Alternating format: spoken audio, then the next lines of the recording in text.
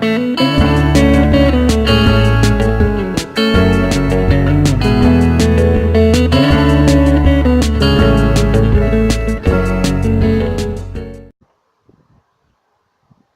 guys, welcome back. So we're gonna play Desire and Decorum, Book 1, Chapter 2. It's time to face your father, the Earl of Edgewater. Will he embrace you as a daughter or reject you for your low birth? Nah, you better not. You better accept me, Dad. I got your blood, man. We're family. Don't throw me away. My mother's gone. At Edgewater Estate. Desire and Decorum, Chapter 2, Ties That Bind. The heavy mahogany doors to the study swing open slowly. Your father, the Earl of Edgewater, stands up from his desk. This dude looks like,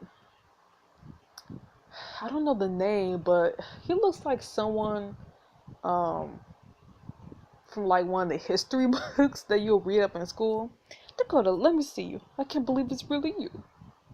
You drop into curtsy, looking down at your skirts to avoid the Earl's eyes. I cannot express the joy in my heart to see you here at last. You do me a great honor to have me here, my lord.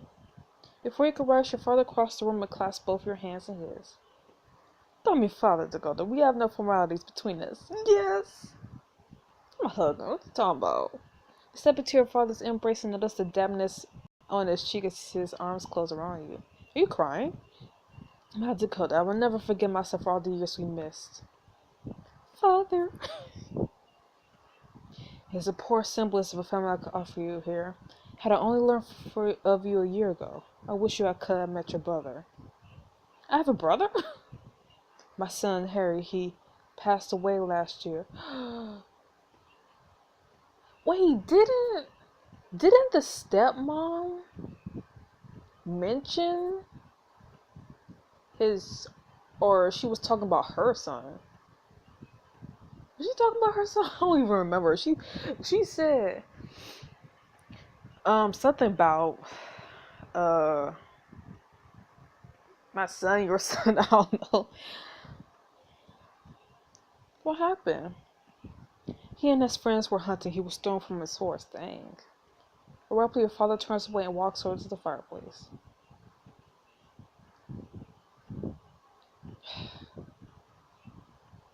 I know I can never take his place.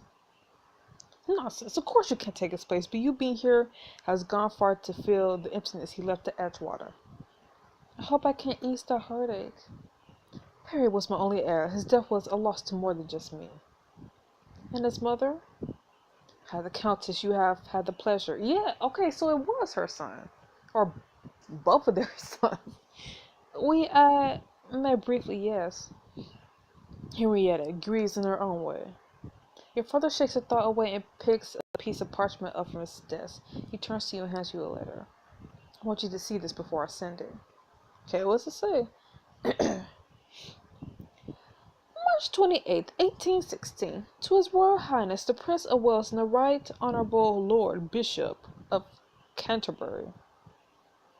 I, Earl Vince of Edgewater, do formally declare and recognize Lady Dakota Mills to be a daughter of my blood and entitled to all legal rights and recognition thereof.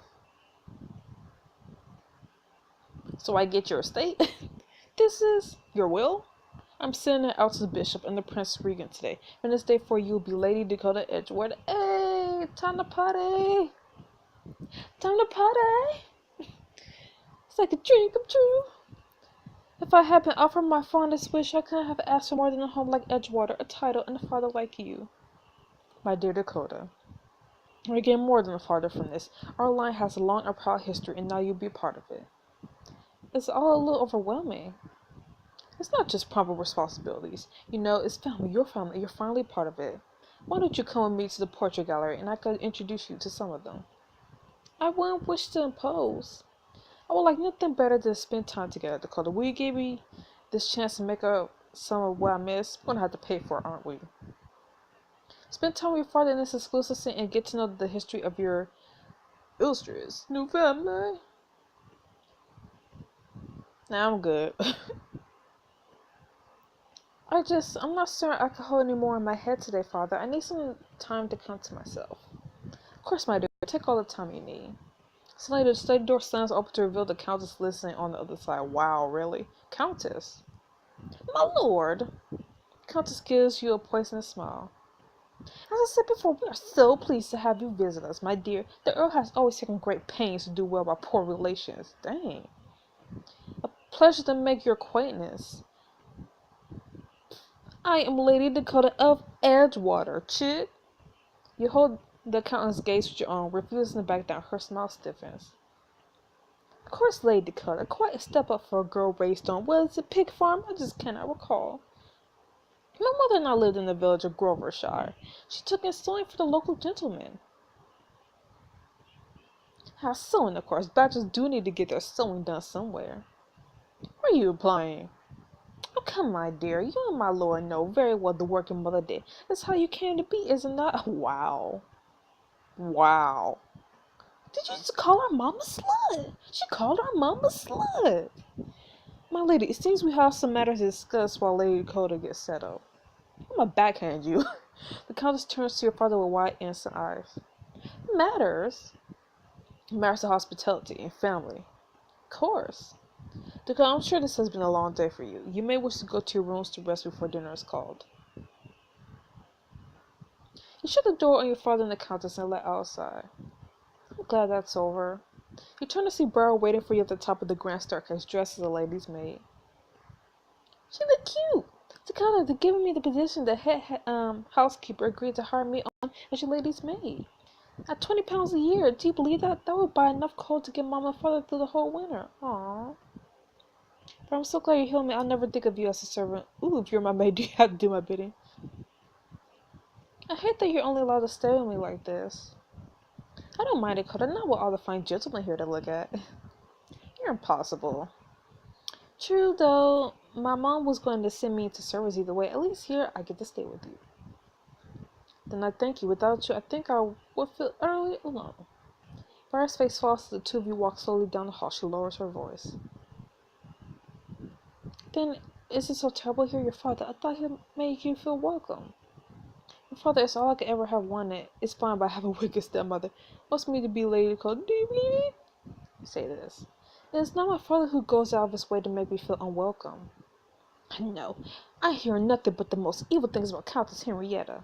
The servants say she's the vicious mistress, according even to her own husband and son. I believe that my father certainly seemed to have scant affection for her. Briar gives you a weary smile as she stops in front of the door to your rooms. The servants all say Countess Henrietta will stop at nothing to see you gone.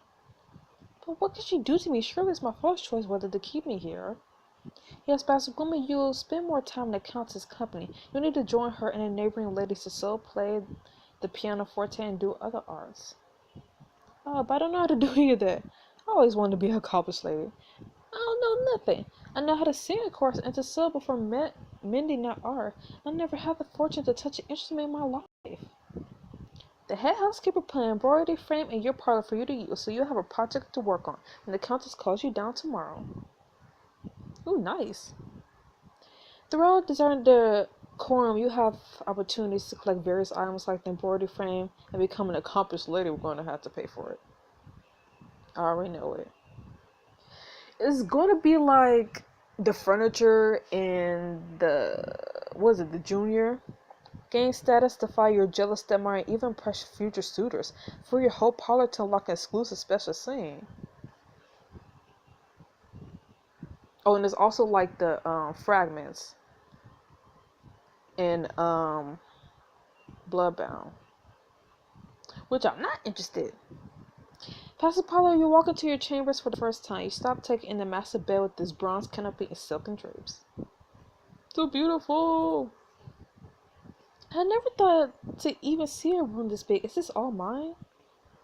Every bit of it. I have my own cart through the door here. You spin around, falling to the down-stuffed mattress with a luxurious sigh. Briar lies next to you. I never felt anything so soft in my life. Suddenly, a gong sounds from downstairs. Briar jumps up in a flurry. Is that dinner?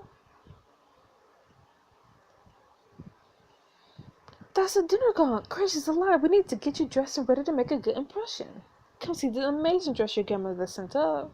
Brad shows you an intricately embroidered dress in a dark peach damask. Everybody will know your nobility now if you wear this. Wear a dress to impress to your first family dinner to impress your new family and increase your social standing. No.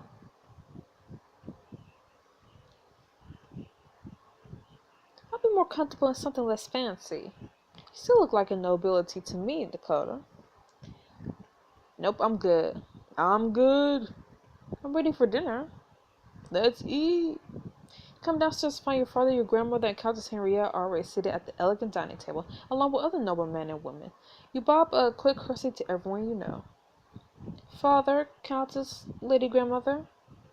Your stepmother gives the grimace of distaste. You're late. Apologies, Countess. Dakota should sit near me, as a daughter this has. Yeah, heck yeah. Stepmother looks like she wants to argue but holds her tongue. She nods sharply towards the seat next to a bored-looking young man. The young man nods a greeting while the woman seated next to him stares curiously. Oh, hello. Oh, hello. My son, Mr. Edmund Marcaster. Hey, Edmund. Can I call you Ed? Your son, but... Mr. Marcaster, the Countess' son from her first marriage. So you're the second marriage? A pleasure, Miss Mills, yes. Lady Dakota, it's nice to meet you. Edmund was barely more than a babe when his father died. The Earl is the only father he's ever known. I bet you killed him. The Countess nudges Mr. Marcaster under the table. He looks so confused. Yes, I consider you my father by all ties of affection. Why do I have a feeling the Countess killed her first husband? Since our poor Harry passed on, she probably killed Harry too. That's my theory. Edmund has had to fill his role in the estate in the Earl's heart. He will also be relieved when he finalizes his will to confirm Edmund as his heir. I'm telling you, she's going to kill all of us off so she can get all our money. His heir father, are you going to adopt her son? Is that even legal? You didn't mention anything about this to me. It is something the Countess and I have discussed. Nothing is final. Of course, it would deeply pain us to see Edgewater pass out on our direct bloodline. The tension is broken by a sudden giggle from the woman next to Mr. Marcaster. Oh, that's the Earl's bastard. I just couldn't imagine who. Dang. Okay, the Countess shoots a look at her son, who gives the woman a pained smile. Yes, this is Miss Dakota. Miss Dakota, my fiance. Oh, well, she's going to be ex-fiance. Miss Theresa Sutton. Miss Sutton, I look forward to greeting you as sister. Watch what you call me. Okay. Hi, sis. The Countess winces as the word sister, but Miss Sutton giggles again. My word, I never thought that. Did you think of that, Mr. Marcaster? Your sister, indeed? Indeed. Not by blood, of course. Not by blood, of course. Marriage ties are so much more fragile, don't you think? Yeah, we got in-laws. So she'll be like my sister-in-law. The table falls silent. The servants clear the soup dish and serve roasted venison, potatoes and sharp cheese. Delicious. F you. Hi, Miss Sutton. Oh, my father, he's, well, the rector, at the parsonage? Yes. Your father is a clergyman. Oh, yes, he says it's never really Sunday without a good dose of fire and brimstone. Game of Thrones. Miss Sutton giggles nervously. Do tell us about you, Miss Lady. Mr. Marcaster tells us that you came from a country village on a pig farm. What is it like to grow up in such dismal circumstances? First of all, it wasn't pigs. Actually, I did not grow up on a pig farm. My village was small, but people were generous and kind. I much prefer life at Edgewater. I would do many of the gentry some good to spend time in an honest English village. It amazes me sometimes how those who have so little can be so giving, but those blessed with so much can cling to it like misers. I have often thought the same. You take a bite of your venison, and for a moment the tension lifts as everyone devotes themselves to eating. 2 hours later, after dinner finally ends, you flee outside and lean against the side of the house, taking in the cool, damp night air. I don't know if I could do that every night. You give in to temptation and hitch your skirts up, running onto the ground. Your skirts twirl around your legs and you smell the sweetness of the flowers.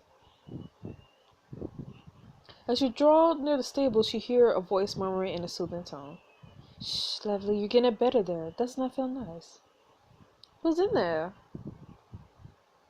Someone talking to the horse? You walk inside and see the dark form of a man dressed like a groom. He is kneeling in the dust, wrapping a bandage around a horse's knee.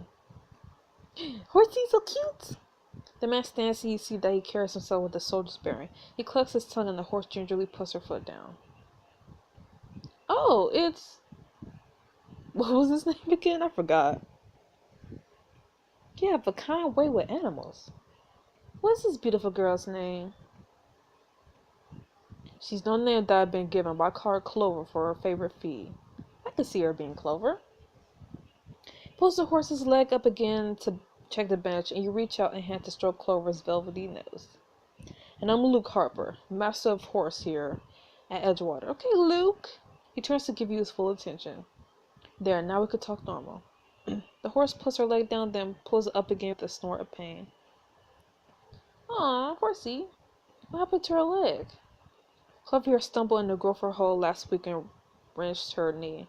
The Countess thinks the knee won't recover and we'll need to get rid of her, but I had a lot of luck with working with those kinds of injuries in the war. Which war? Which war? 1812 in America. I served 2 years as a lieutenant in the Navy under Admiral Cochrane. I was shipboard in the cheapskate most of the time, but when we marched to Washington, I was the one they sent to treat the horses we captured. The horse is loyal and kind and won't turn on you for his own gain. I'll take him over a man any day. Like animals. I would take a horse over most men do. Wonder how you feel about a lady. Wish more people were like that. I'm gonna say this. Mr. Harper laughs. They'll take you where you want to go and ask nothing in return. And they won't judge you on your birth, only where they are gentle and kind. I like the Countess, eh? Miss Harper gives a weary smile. I'm sure she has no warrant to offer a stepdaughter who looks like you. She ought but call me a mongrel to my face. I've been on the receiving end for a sharp time myself. I can understand how it could be. That my face would crack from forcing the smile. That's the way to fire. All smiles and compliments. You got it right. I'll kill her with kindness. Kill her with kindness? She looks at me and only sees my mother's low birth. Hi, she has no compassion for those beneath her. And I'm not beneath her. Harper smiles fiercely. Not in the least. The Countess wasn't born to attire herself, you know. She made her fortune out the death of her. I'm telling you, she killed him. I used it to convince your grandfather to make a match with the Earl. With Harry gone, she'll not stop until she cures Edgewater and his titles for Mr. Marcaster. She wants to kill all of us. And she'll see me as an obstacle. But we won't let her. Mr. Harper waves a hand towards the doorway. If you're more for frustration to work out, I could take you right in. I have a few horses that need exercise. He leash out a marching pair of dappled gray hairs. You are eager, aren't you? He stroked the horse's long nose. Nothing clears the mind like a good moonlight gallop. A moonlight ride with you? Heck no. It would quite scandalize the Countess, would it not? I would at that. And give you a chance to see the rest of your new home. The horse nudges you where ahead. Ride with Mr. Harper in this exclusive scene and get to know him better. And no, thank you. I think it's better I get some rest tonight. Who knows what tomorrow will bring? I understand, my lady. I'm certain we will have a chance to ride together in the daylight hours. You come in from the stables breathing freely for the first time, only to see Countess Henriette on her way up the grand staircase. She sniffs. You smell like the stables, girl. I expect you to bathe and be presentable tomorrow morning. I won't have you embarrassing this family. Why, what's happening tomorrow? Not just the usual sewing circle. A few of the ladies from the neighboring estates will be coming to have a look at you. I'm pretty sure that's what, Dally said. I shall quite look forward to meeting them. No, I'm scared. Countess takes a quick step towards you and lowers her voice to a hiss. Do not think your novelty value will secure you a home in this estate, Lady Dakota. I just have to wait for my husband to tire of you. You'll be back out on the streets.